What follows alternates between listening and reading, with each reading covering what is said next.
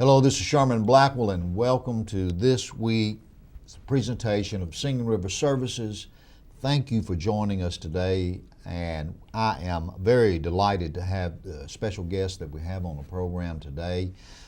Two gentlemen from Family Promise of Jackson County. First, Mr. Fred Pettersen, who is the board member for Jackson County for the Family Promise. And then to my far left and your right is Jim Tooley. Jim is the executive director for Family Promise Jackson County. Welcome, gentlemen. Thank you. It's our pleasure to be here.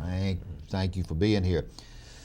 Recently, what caught my eye, and I know we'll get a little history about Family Promise, but not too long ago, actually, my secretary saw this in the paper where Jackson County, the Board of Supervisors all came on board because of some of the stats that are happening and the gist of dealing with homeless individuals. You know, sometimes people like to think of that as, well, that's down the road or across the country, but there were some alarming statistics that came out of local data here, and that was very, very interesting to me. And Fred, why don't you tell us a little bit about, and folks that may not know, what exactly is Family Promise? Okay, Family Promise is a group of churches that have gotten together. We're looking for 13 churches total. Right now we're sitting at about 11. And these churches work together to provide food and shelter for families who have school-age children who are needing some help on the short term. We specialize in those folks who pass our criteria, which is they got to be drug-free, alcohol-free, and they need to be willing to, at least one of the two parents has to be willing to take a job that we can find for them if we can find them a job. So that's kind of the idea, is to move the families from a dependent situation to an independent situation.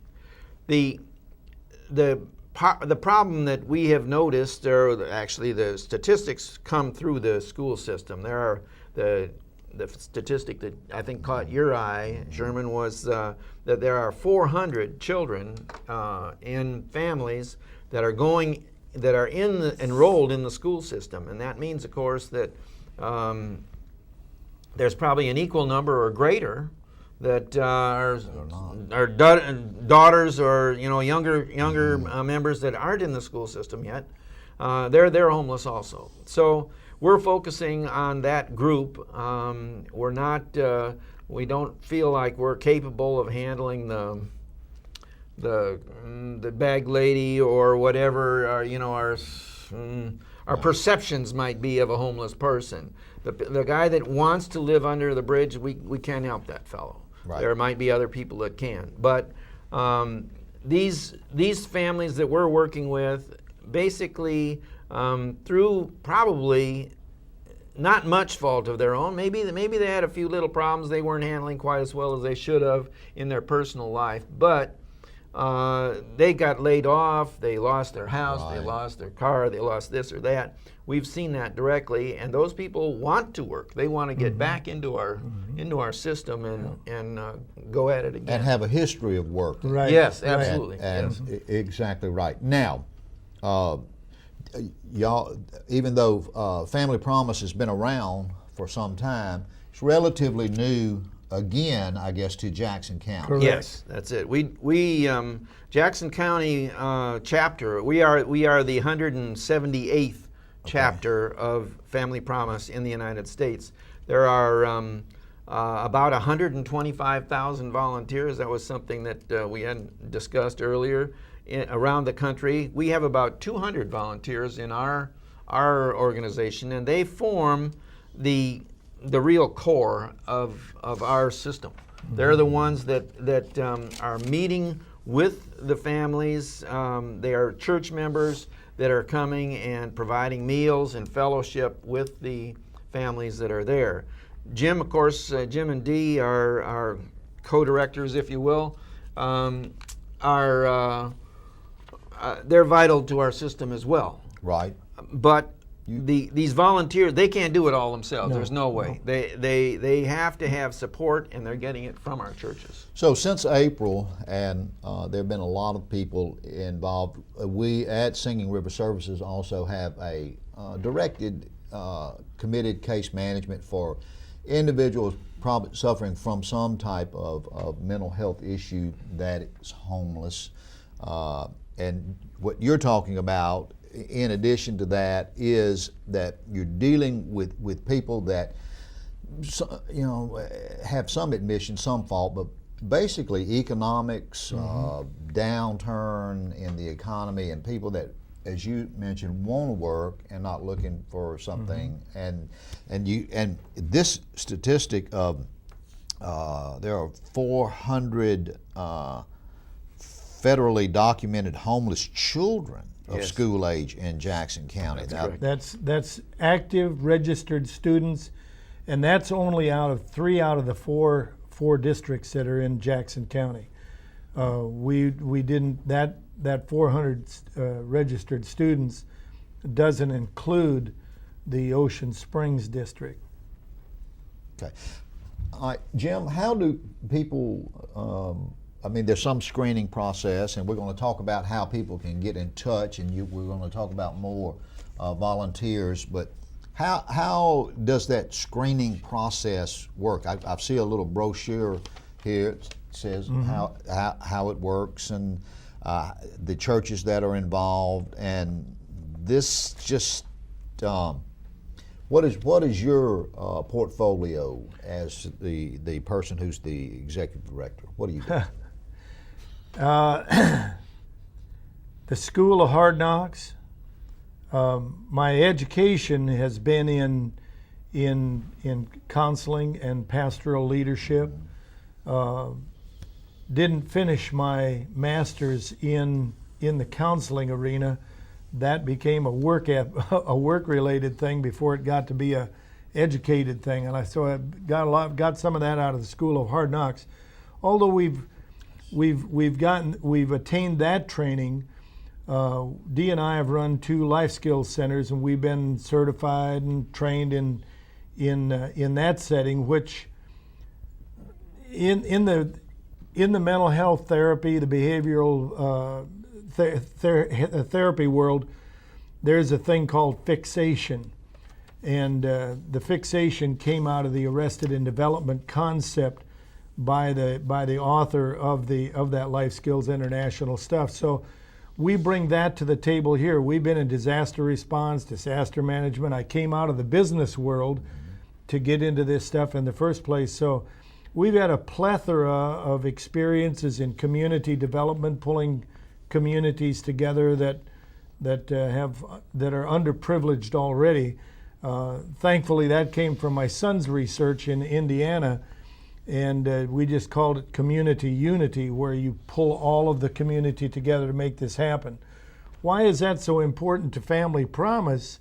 Is because it really does take the community to make it happen, and the majesty of the Family Promise mission and its concept is where you allow people in churches to do what they hear preached about on Sunday morning, is just about loving on people during the week. Many churches don't have a lot of activities where during the week, so they've got Sunday school rooms that are vacant.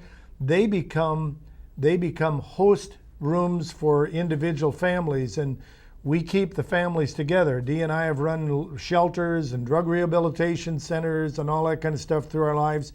And it sounds like we'd have to be old to do that. And I guess we are. 10 days from today, we'll be celebrating 52 years together.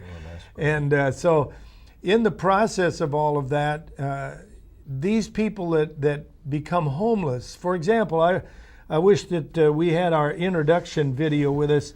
A fellow that spent a good deal of years in the military, but when he got out of the military, what he learned in infantry didn't transfer, didn't transfer into a job out in the job market. Well, consequently, they lost their home, they lost their automobile, they lost everything. And this is a man that said at one time, I've got it going. I've got a good pension coming here, and it can't happen to me. But it did. And he ended up as a Family Promise guest, went through some vocational retraining, and today has a business of his own. So, but it doesn't take just two people that are, case managing and directing a program or a board. It really takes some community come together. We've run into churches, for example, Sherman, that would say that we've already got our plate full. We've been on a mission trip, going here or there, and the question that we raised to them, well, if you have 200 people in your church, how many went on the mission trip? Well, there were 15 of us. Yeah. What about the other 165 that couldn't get away?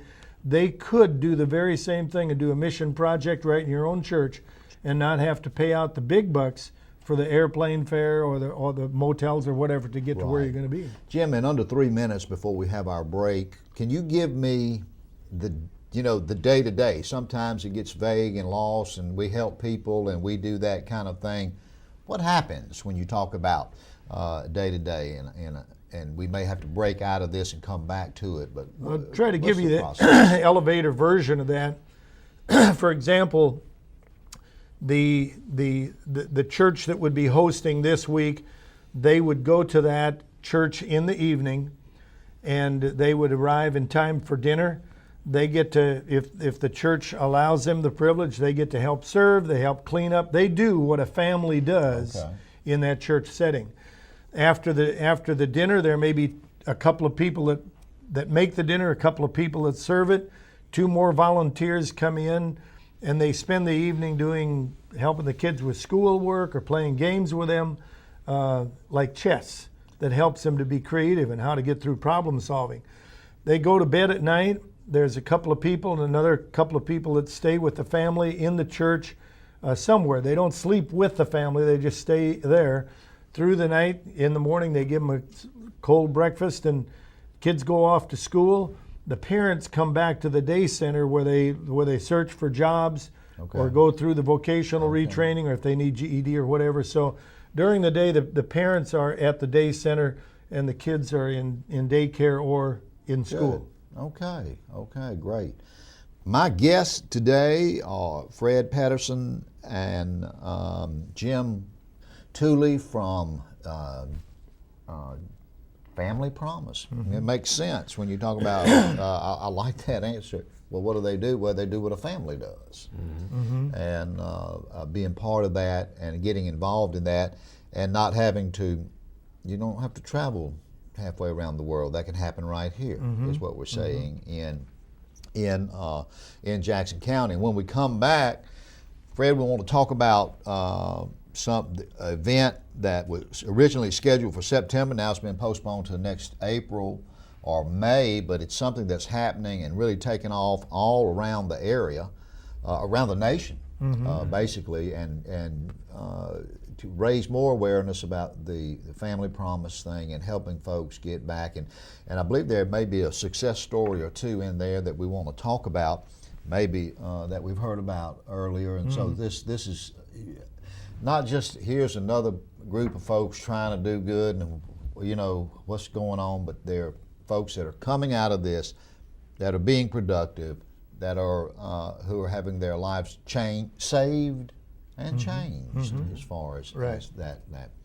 So we're going to take a break, and we're going to come back. And let me remind you of the number you see on the screen there. That number is available to you 24 hours a day, 7 days a week. It is our mainline number, Monday through Friday, our 24/7 number, crisis line number, 7 days a week. And so I'm excited about this program. This has been first half. We're going to come back with Fred and Jim and talk more about Family Promise after these messages. Shoot 'em down, Sally. American Bandstand. American Bandstand. Long, tall Sally's about to speak.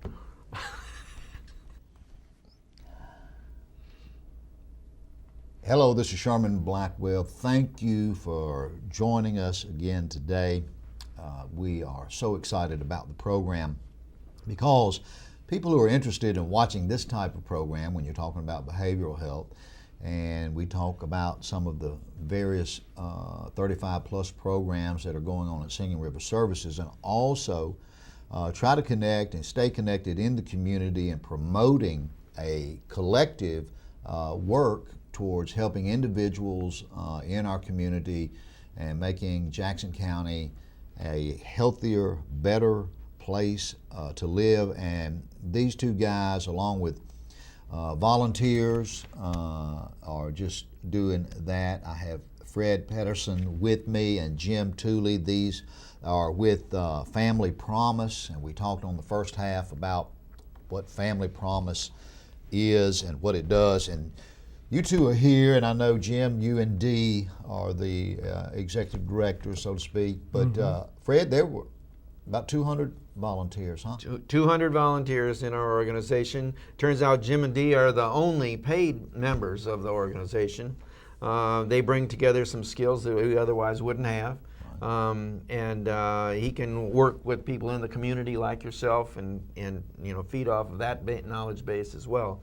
But I really think that the congregations in our churches, we have host churches, by the way. This is where the families actually stay, and then we have support churches. Some churches, for whatever reason, they're legal or size or whatever, they can't host the families. We generally have our target maximum is 15 families, or 15 people, or however many families that works out, okay? Some places just aren't set to handle that kind of a group, and so they say, but we want to participate. So what they do is we say that's fine. We have other churches who have the space but maybe don't have quite as large a population in their congregation, and so we get them to work together. So that's part of the whole thing. It's bringing the churches together in the community, and it's for a good cause. It's for helping these kids that, if you can imagine your own kids, if you've got kids in school right now, it's hard enough to get them to do their homework when they're in a good family situation. Right. And if you're imagine what that's like if you happen to be living in the back of a car. That's just not going to happen. Absolutely. So. And we talked about data, which is real-time data in the first half of the program. Some 400 children that have been identified in our community that need this help and have assisted. And before we come back and want to talk about Paddles Up, this has been going on, Jim, since April or so, and people hear about this kind of thing, and well, sometimes you want to invest your money or put your money in or support, but you want to be part of something that is successful and working, and you've got a couple of, or at least one success story. Yeah, and we're thankful for the very first family that connected with us. They had lost everything. They had a few of their clothes left that they had, but they had lost everything. They had no home, lost their automobile, all of that kind of stuff. And they would tell you today that if it wasn't for Family Promise, they don't know where they'd be. But today he's a trained IT specialist, and sometimes people can get a budget out of hand, or just rent furniture, or there's a lot of ways that without training, we can go through money like water through a funnel, and that was one of the things that kind of happened to them, and now they've done plastic surgery at their house, and they're trying to do this on the finances that are coming in. Today they've got their own apartment. They've got their furniture inventory is built well back. They are doing well. Are they done yet? No. Because of the learning process, they'll continue to exercise what they've learned in the process. On the other hand, every one of our stories aren't success stories. There are families that are on the verge of breakup in the first place, and we've had that happen where a family came. And this is most appropriate that we're on a mental health program, because these people don't come to Family Promise because they're looking for a recess or a fun time. They're looking for answers on how we can get back to being independent. There are people that have worked the a lot of people don't realize that most of our American culture are less than 2 paychecks away from being homeless. And when that whole credit system collapses, we'll see a Pandora's box open. And so we love the success stories. We hurt with the other ones, but But the thing about Family Promise, if he wasn't here, then you wouldn't have had that success Correct, story. correct. So you can't win them all, but the thing that is important is for our community to know that you are here. yes, We are. And that y'all are here for a reason and doing, you want them all to be successful as we do in dealing with 4,000 individuals ourselves. So that doesn't always happen, but to maintain and to get up every day, and people like yourself, and you obviously 200 volunteers believe in changes, and we are. These are it's a mixed kind of days when you're talking about people still driving cars and complaining about $4 in gas, and that's true. And we are on an economic situation that nobody obviously knows about. I know there are a lot of changes in funding sources with the individuals that we deal with, and we've been talking about that.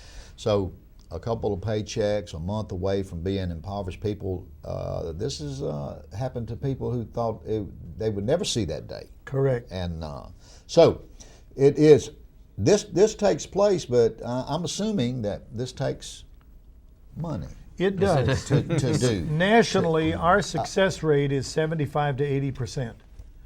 And when you look at the recidivism rate in many programs, that is very, very good. What we're doing, our budget is a little over $100,000. That purchases gas, all of the stuff that we need to keep the day center going, all of the salaries.